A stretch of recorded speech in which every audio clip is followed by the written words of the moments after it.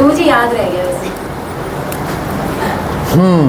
तो मैंने कहा था डीएनए को कट करने के लिए हमें चाहिए रेस्ट्रिक्शन एंजाइम, और वो एंजाइम ऐसे ही किसी भी डीएनए को कट नहीं करता, उसको एक तरह का पैलिंड्रोमिक सीक्वेंस चाहिए होता है।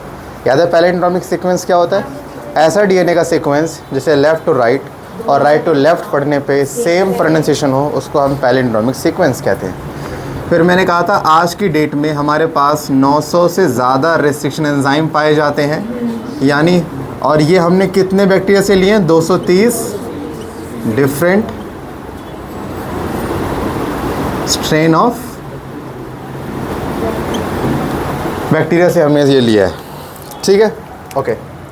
फिर अब ज़रा हम ये बात करते हैं, ये जो हमारे पहली बात रेस्ट्रिक्शन एंजाइम्स हैं, थोड़ी सी इनकी बात कर लेते हैं, फिर अभी दोबारा आएंगे, ठीक है, इनके ऊपर। तो जब मैं बात करता हूँ रेस्ट्रिक्शन एंजाइम की, तो रेस्ट्रिक्शन एंजाइम बेसिकली दो टाइप के होते हैं,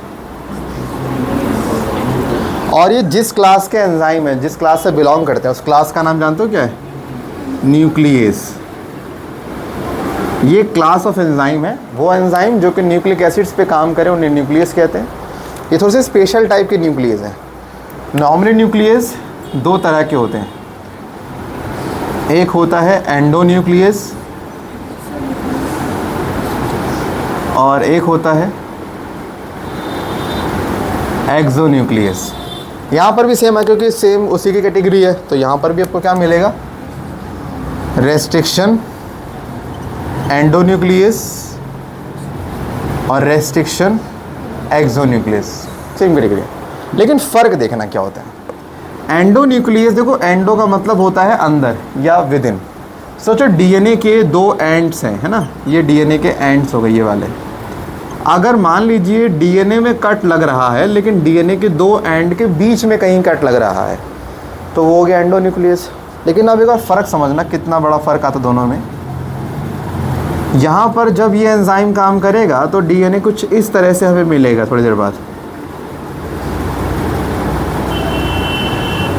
आप देख रहे हो कि डीएनए का एक ही स्ट्रैंड कट के बाहर निकलेगा, पूरा डीएनए तो नहीं कट हुआ। यानी मैं यहाँ पे कह सकता हूँ कि सिर्फ क्या हुआ होगा? रिमूवल ऑफ सेवरल न्यूक्लियोटाइड, है ना। मैं लिख सकता हूँ with in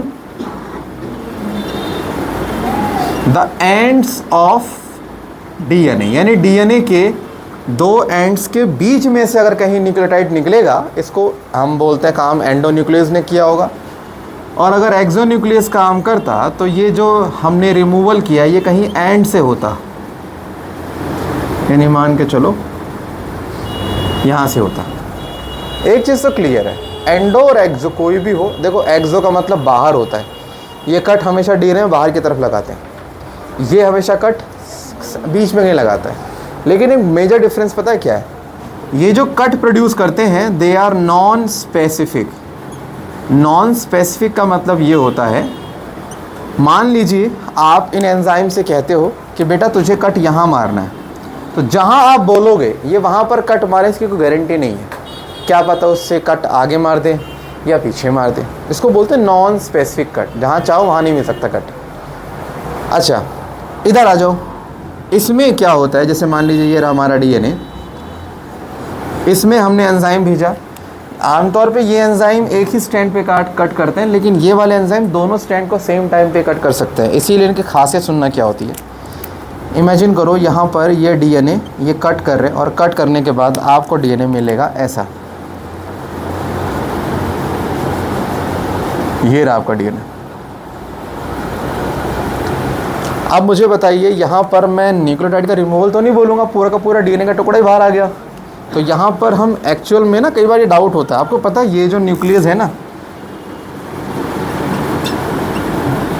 present in eukaryotic cell, यानी हमारे सेल में एंडोन्यूक्लियस एक्सोन्यूक्लियस पाए जाते हैं। हमारे सेल में ऐसा एंजाइम, सोचो ना, तुम्हें अगर याद हो तो रिकॉम्बिनेशन के दौरान क्रोमोसोम का एक पार्ट टूट के दूसरे पे लग रहा था, दूसरा पहले पे लग रहा था, तो किसी ने तो डीएनए काटा होगा ना। कौन था? एंडोन्यूक्लियस। सवाल है जब हमारे पास एंडोन्यूक्लियस था तो हमने इसको क्यों ढूंढा? क्योंकि हमारा एंडोन्यूक्लियस डीएनए नहीं कट कर सकता। डीएनए का छोटा मोटा न्यूक्लियोटाइड, मान लो हमारे यहाँ से ए निकाल के वहाँ लगा दिया, टी वहाँ निकाल के हमारे पर लगा दिया, इस तरह का मैनिपुलेशन कर सकता हमारे डीएनए में, लेकिन डीएनए का टुकड़ा नहीं कट सकता, ये डीएनए का फ्रेगमेंट नहीं बना सकता। ये सिर्फ कुछ एक आध न्यूक्लियोटाइड को निकाल सकता है, इसीलिए इसको हम अपने एक्सपेरिमेंट में यूज़ ही नहीं करते। सोचो ना, आपको डीएनए कट करना होगा, पूरा करना होगा ना, या सिर्फ ATGC निकालना होगा, वो तो नहीं करना होगा अपने को। तो हम इस पे जाते हैं क्योंकि ये भाई साहब पूरा का पूरा टुकड़ा बाहर निकाल सकते हैं। अगर मान ले चलो एक्सोन्यूक्लियस होता, एक्सोन्यूक्लियस में क्या होता, डीएनए के एंड से ही सारा हम डीएनए तोड़ देते, यानी एंडो और एक्सो देखोगे वहाँ और यहाँ, तो यहाँ पर जो कट है, पहली बात तो स्पेसिफिक है, जहाँ आप बोलोगे ये वहीं पर कट मारेंगे, पहला पॉइंट। दूसरा, दोनों स्टैंड पे काम करते हैं। और तीसरा, डीएनए का पूरा एक टुकड़ा बाहर निकालते हैं। इन 3 रीज़न से उसे हम यूज़ करते हैं डीएनए को कट करने के लिए, इसको यूज़ नहीं करते। ये डीएनए के टुकड़े बनाना बहुत ही मुश्किल है। सोचो ना कितनी अजीब बात है, आपने एंजाइम को भेजा एंडोन्यूक्लियस को, उसने यहाँ से उड़ा दिया स्टैंड, ठीक है, उड़ा दिया। अब आपकी उम्मीद है कि अगर ये सामने से भी यहाँ से उड़ा दे तो टुकड़ा कट जाएगा, लेकिन मैंने क्या बोला, कट कैसा इनका, नॉन स्पेसिफिक। क्या पता यहाँ से निकाल दिया टुकड़ा, लो जी डीएनए ख़राब कर दिया पूरा इसने। तो अगर बोलेगा रेस्ट्रिक्शन एंजाइम किनके पास होता है, बोलेगा रेस्ट्रिक्शन एंडोन्यूक्लियस कहाँ पाया जाता है, बोलना प्रोकैरियोट्स। सिर्फ एंडोन्यूक्लियस लिखे तो क्या बोलना, यूकैरियोट। दोनों में डिफरेंस है। अब सवाल है ये इतना स्पेसिफिक कट कैसे मार लेता है, तो इसका आंसर है आपका वो पैलिंड्रोमिक सीक्वेंस। मैंने कहा था ना कि कहीं भी कट नहीं मारता, उस डीएनए में जहाँ पर आपका पैलिंड्रोमिक सीक्वेंस होगा ये वहीं कट मारेगा आपके डीएनए में, उसके अलावा कहीं आपके कट डीएनए और अगर हर एक का फिक्स है, और अगर तुम्हारे डीएनए में पैलिंड्रोमिक सीक्वेंस ही नहीं है, ये उस डीएनए को हाथ भी नहीं लगाने वाला। कंडीशन बहुत सिंपल है भाई। अब मैं आपको बता रहा हूँ, इसमें हमारा अगला टॉपिक है नॉमेनक्लेचर ऑफ। और देखो सिलेबस में आप जितना भी रेस्ट्रिक्शन एंजाइम पढ़ोगे ना, वो सारा रेस्ट्रिक्शन एंडोन्यूक्लियस पढ़ोगे, क्योंकि हमें एंड से क्यों, हमारे लिए डीएनए को एंड से कट करना डिफ़िकल्ट टास्क है कि सेंटर वाले से। सेंटर वाले एंड तो हम वैसे भी जैसे मर्जी कर लेंगे, तो हमारे लिए मेन टास्क है हम पूरे सिलेबस में यही पढ़ेंगे एंडो। एक्सो आपके सिलेबस में है भी नहीं कभी, हमें एंडो पढ़ना। तो जब भी एनसीईआरटी रेस्ट्रिक्शन एंजाइम लिख रहा होता है ना, तो उसका सिर्फ पर्पस क्या है, एंडो। एक्सो का कोई पर्पस नहीं है। अब किसी भी एंजाइम का नाम कैसे रखा जाता है, तो भाई एक चीज़ तो आप पहले क्लियर हो जाओ, ये एंजाइम बैक्टीरिया से लेते हैं। हर बैक्टीरिया का अपना एक साइंटिफिक नेम होता है। साइंटिफिक नेम के अंदर पहला वर्ड होता है जीनस, अगला वर्ड होता है स्पीशीज। एग्जाम्पल के तौर पे जैसे मान लीजिए एस्चेरिशिया कोलाई, ठीक है, और ये रफ स्ट्रेन का बैक्टीरिया है, मतलब इसकी सरफेस कैसी होती है, रफ होती है, तो ये इसकी वेराइटी प्रजाति, स्ट्रेन मतलब प्रजाति को कहते हैं। तो रूल कहता है सबसे पहला यानी फर्स्ट लेटर जो आप यूज़ करोगे वो होना चाहिए कैपिटल फॉर्म में, और वो होना चाहिए किसका, जीनस का फर्स्ट लेटर। अब मुझे बताइए एस्चेरिशिया कोलाई यानी यहाँ पे एस्चेरिशिया क्या हो गया, जीनस। अब इसका फर्स्ट लेटर क्या होगा, ई, यानी रूल के हिसाब से पहला लेटर क्या आएगा, ई, लेकिन कैपिटल। फिर अगला रूल कहता है कि जो नेक्स्ट 2 लेटर होंगे, next 2 letter will be from species, लेकिन किसमें, स्मॉल आपको लेके, ठीक है, स्मॉल लेटर में लेके चलना है। यानी स्पीशीज में कौन सा आ गया, सी और ओ आ गया, ठीक है, यानी ये आ गया, यानी हम लिखेंगे फिर सी और ओ स्मॉल में। तीसरा रूल कहता है हम लिखेंगे इसका स्ट्रेन, मतलब प्रजाति क्या है। देखो स्ट्रेन तो बहुत सारी है, रफ़ की भी एक नहीं, रफ़ की भी मल्टीपल वैरायटीज़ होती हैं, डी एच पता नहीं कितनी होती है। हमें अभी यहाँ पे रफ़ का आर लेके चलेंगे ना, हमने बता रखा है इसका स्ट्रेन क्या है, आर, तो मैं लिखूँगा यहाँ पर आर। चौथा आता है ऑर्डर ऑफ एंजाइम।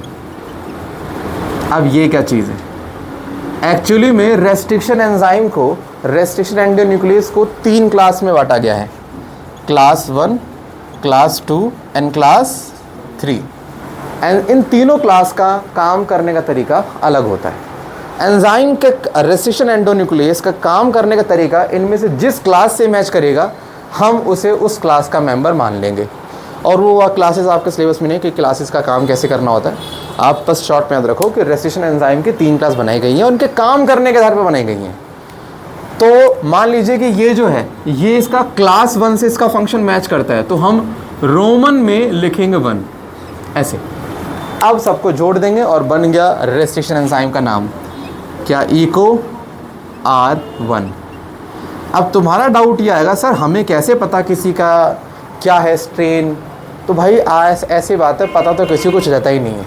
एग्ज़ाम में सब वो लिख कर देगा आपको। जैसे कि एग्जाम्पल के तौर पे मान के चलो, एक हो गया बैसिलस एमाइलो लिक्वी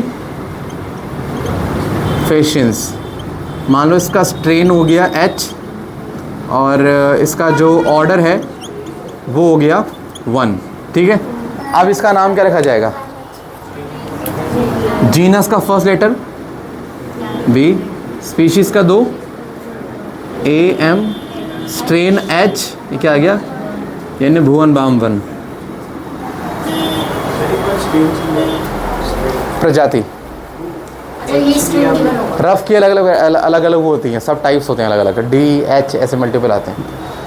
आपको लिख मैं कहा ना, देखो यहाँ पर सवाल क्या है, आपको एग्ज़ाम ने सब मेंशन किया ना, जीनस दिखा, स्पीशीज़ दिया, ऑर्डर लिख के दिया, आपको जोड़ना ही तो है। तो यानी कि पहली बात आप माइंड से डर निकाल दो कि यार आपको कोई बैक्टीरिया का नाम देगा और आपसे पूछेगा बताइए कौन सी क्लास का, क्योंकि ओरली पढ़ के कोई बता ही नहीं सकता कि कौन सी क्लास का एंजाइम होगा भाई वो, तो वो आपको बाकायदा हर चीज़ की इन्फॉर्मेशन लिख के देगा, ठीक है। तो यहाँ पर इसकी आप फ़ोटो क्लिक करो, देन आगे बात करते हैं।